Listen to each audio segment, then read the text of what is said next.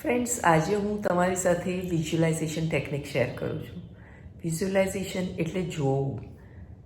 જે નથી થયું એને પણ આપણે જોઈ શકીએ તો એ પૂરું થાય, એને કહેવાય વિઝ્યુલાઇઝેશન ટેકનિક. વિઝ્યુઅલ એટલે જોવું. તો આ બહુ સરળ ટેકનિક છે, પણ તમે જોઈ નથી શકતા અને એ જોતાં જોતાં ઘણાને બહુ વાર લાગતી હોય છે અને એટલે લો ઓફ અટ્રેક્શન ધીમે ધીમે કામ કરતું હોય છે.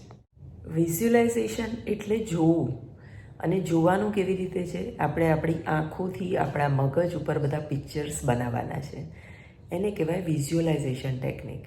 આ ટેકનિકના એટલા માટે વખાણ થાય છે કે આપણી પાસે જે સબકોન્શિયસ માઇન્ડ છે એને સાચું ખોટું કંઈ ખબર પડતી નથી. એને ફક્ત જે પણ પિક્ચર દેખાય છે એને એ સાચું માની લે છે અને એની ઉપર કામ કરવા માંડે છે. માની લો કે તમારે કોઈ એક કાર લેવાની છે, તો એ કાર તમારે કેવી લેવી છે ને એ રીતે તમારે એને વિઝ્યુલાઇઝ કરવાનું. એટલે કે હું મારી ઈચ્છા દર્શાવું તો હું એવું કરું કે મને એક વ્હાઇટ કાર જોઈએ છે, મને એક ઊંચી કાર જોઈએ છે. એ જે વ્હાઇટ કાર છે એની અંદર જે સીટ્સ છે એ બ્રાઉન કલરની છે અને એકદમ સોફ્ટ મટીરિયલની બનાવેલી છે. પ્લસ જે મારી જે વ્હાઇટ કાર છે એની અંદર હું રેડ ડ્રેસ પહેરીને એને ડ્રાઈવ કરી રહી છું. મારી કારનો નંબર 7777 છે. દરેક વસ્તુ ઝીણવટમાં તમારે એકદમ વિઝ્યુલાઇઝ કરવાની છે અને ખાલી વિઝ્યુલાઇઝ નથી કરવાનું, આ બધું બોલતા જવાનું છે, જોતું જવાનું છે અને આ જે વાક્ય જે આપણે બોલીએ છીએ ને એને રેકોર્ડ કરતું જવાનું છે. તો જે પણ આપણે રેકોર્ડ કરેલી વાતો હશે ને એ તમારા ફોનમાં રાખવાની. બની શકે તો લગભગ 10થી 12 વાક્ય તો તમારે તમારી ઈચ્છા જે પૂરી કરવી છે એના માટે બનાવવાના.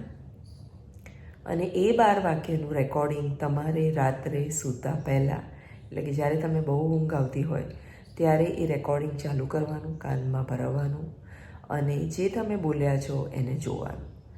આ બંને ટાઈમ મેં પહેલાં પણ કીધેલા છે, રાતમાં સૂતા પહેલાં અને સવારે જાગ્યા પછી તરત જ. જો તમે આ વસ્તુ કરી શકશો ને તો દરેક વસ્તુ તમારી થઈ જશે.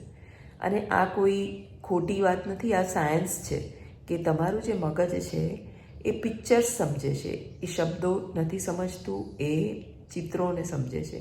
એટલે જે પણ તમે વાક્યનું રેકોર્ડિંગ કરો ને એની સાથે સાથે તમારા ચિત્ર રાખજો અને એ ચિત્ર છે ને હંમેશા એક જ રાખજો, સ્થિર રાખજો, દર વખતે બદલતા ના રહેશો.